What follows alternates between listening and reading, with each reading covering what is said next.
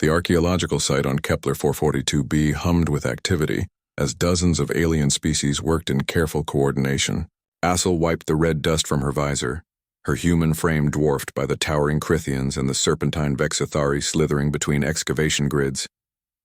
She was the only human in a crew of 200, a footnote in the Galactic Council's most ambitious archaeological expedition in 3 centuries. Human. Move the scanner to Grid 7 Alpha, clicked Administrator Vexnoth, his mandibles chattering with barely concealed irritation. The insectoid being had made no secret of his disdain for her species' inclusion in the mission. Assel bit back a retort and hefted the quantum scanner, its weight manageable in the planet's lower gravity. Humans had only joined the Galactic Council 17 years ago, after a Crithian survey ship had stumbled upon Earth. They were the newcomers, the primitives who had barely achieved faster-than-light travel when most Council races had been traversing the stars for millennia. The Maker's relic has been lost for 40,000 years, Vexnoth continued, addressing the gathered team. Every species has searched. Every civilization has tried.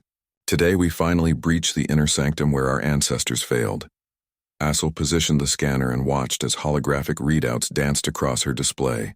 The Maker was legend, an ancient progenitor race that had seeded technology across the galaxy before vanishing without a trace. Their relics were priceless, each one containing knowledge that had advanced Council civilizations by centuries. But the crown relic, the mythical seat of the Maker's power, had never been found, until now. The dig site trembled as massive drilling pylons pierced the final barrier. A doorway materialized in the cliff face, its surface shimmering with impossible geometries that hurt to look at directly. The team fell silent. All personnel maintain safe distance, Vexnoth commanded. Specialists only in the primary team. Assel started to retreat with the other junior researchers when a voice stopped her. Wait. It was Ferrat, the Galactic Council's chief xenoarchaeologist. The tall, ethereal being seemed to glide more than walk, his luminescent skin casting a soft blue glow. Unlike most Council members, Ferrat had always treated Assel with respect, even curiosity about human perspectives. Bring the human. Vexnoth's mandibles clacked in protest. Councillor Ferrat, protocols clearly state, protocols were written before we found a Maker sanctum, Ferrat interrupted smoothly. I want diverse perspectives. The human comes. Assel's heart hammered as she joined the specialist team of 12. They entered the doorway, passing through a membrane that felt like walking through cool water. Inside, bioluminescent patterns pulsed along obsidian walls, creating a cathedral of light and shadow. At the chamber's center floated a crystalline sphere the size of a small shuttle, its surface covered in constantly shifting symbols. The crown relic.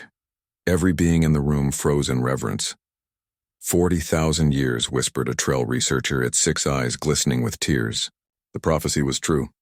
Ferrat approached first, extending his hand toward the sphere. The moment his fingers neared its surface, the symbols flashed red and a harmonic tone rang out, clearly negative. He withdrew, puzzled. One by one, each specialist attempted contact. The Crithians, the Vexthari, the Trell, the Quinn. Every species received the same rejection. Some triggered angry red flashes, others simply no response at all.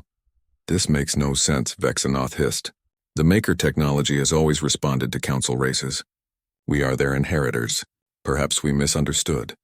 Ferrat said quietly, his gaze shifting to Assel. Human, would you try? Me? Assel's voice cracked. I'm just a junior tech, please. She approached the sphere on trembling legs, acutely aware of every eye upon her. Humans were the galaxy's newest children, barely crawling in space while others soared. What right did she have to touch something so sacred? Assel reached out, expecting nothing. The sphere erupted in golden light. The chamber filled with a sound like celestial singing, as the symbols on the sphere rearranged themselves into patterns that somehow, impossibly, Assel could read. Not with her eyes, but with something deeper. The sphere descended until it hovered before her at eye level. Then it spoke, and the voice resonated not through air but directly into the minds of everyone present, in every language simultaneously. Welcome back, Maker. The room exploded into chaos. Vexnoth screeched about contamination. The Trell researcher collapsed. Ferrat simply stared, his luminescent skin flickering rapidly in what Assel had learned was his species' expression of profound shock. There must be an error, Vexnoth insisted, his voice shrill. Humans are primitives. They've been in space for less than a century. But the sphere remained focused on Asil, its light growing warmer, more welcoming. Images began to flood her mind. Vast cities of silver and crystal, ships that bent reality itself, and at the center of it all, beings that looked remarkably, undeniably human. No error, Ferrat breathed, understanding dawning in his ancient eyes. The Makers didn't vanish. They regressed. They went home. Earth, Asil whispered, the truth settling into her bones like lead. The Makers went to Earth. We're not the newcomers.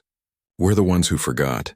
The sphere pulsed in confirmation, and suddenly Asil understood why humans had seemed so strange to the Council, why they adapted so quickly to alien technology, why their minds could grasp concepts that took other species generations to comprehend. They weren't learning, they were remembering. The Council will never accept this, Vexnoth said. But his voice had lost its certainty. The Council doesn't have a choice, Ferrat replied, and there was something like wonder in his tone. The crown relic has chosen its inheritor. Asil touched the sphere fully, and 40,000 years of dormant knowledge began to wake. Humanity had forgotten its past, but the universe had not forgotten humanity. The Makers had returned, and the galaxy would never be the same.